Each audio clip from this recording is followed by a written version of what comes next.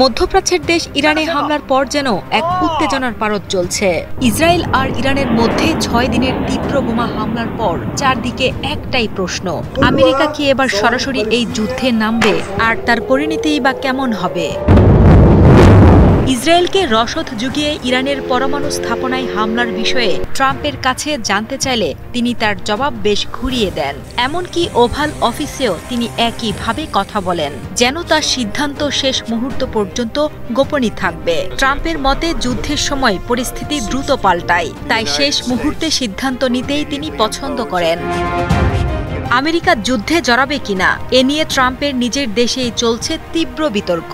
কিছু রিপাবলিকান ও ডেমোক্রেট আইন তৈরির চেষ্টা করছে যাতে ট্রাম্পের যুদ্ধ করার ক্ষমতা সীমিত হয়। ট্রাম্প নিজেও চান না আমেরিকা কোনো ব্যয়বহুল বিদেশি সংঘাতে জড়াক। তবে তিনি পরিষ্কারভাবে জানিয়েছেন, যদি লড়াই আর ইরানের পারমাণবিক অস্ত্র পাওয়ার মধ্যে কোনো একটি বেছে নিতে হয়, তাহলে যা করার তাই করতে হবে। ট্রাম্প বারবার বলছেন, যদি ইরান তাদের পারমাণবিক কর্মসূচি সীমিত করার জন্য আমেরিকার শর্ত মেনে নিত, তাহলে এই সংঘাত শুরুই হতো না।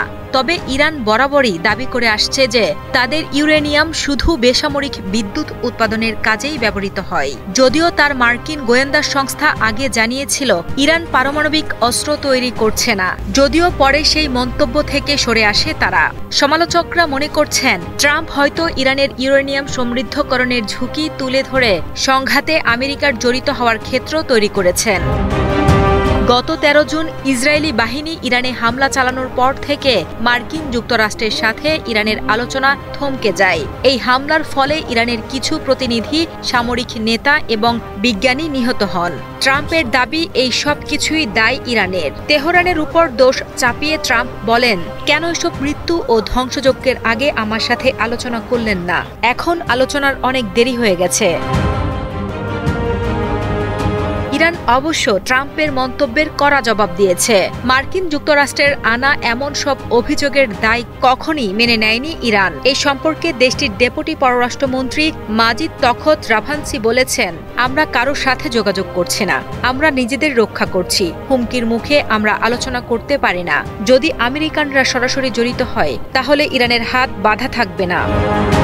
এই সংঘাতের শেষ কিভাবে হবে সেই সম্পর্কে ভিন্ন ভিন্ন ব্যাখ্যা দিয়েছেন ট্রাম্প। প্রথমে তিনি হোয়াইট হাউস থেকে ইরানের নিঃশর্ত আত্মসমর্পণের দাবি করেন। পরমাণু চুক্তি নিয়ে বিগত কয়েক মাস ব্যাপক উত্তপ্ত বাক্য বিতরণ হয় যুক্তরাষ্ট্র ও ইরানের মধ্যে।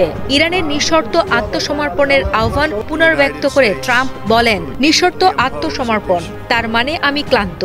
ঠিক আছে, আমি ক্লান্ত, আমি হাল ছেড়ে দিচ্ছি, আর না। তারপর আমরা সেখানে ছড়িয়ে থাকা সমস্ত পারমাণবিক জিনিস উড়িয়ে দেব।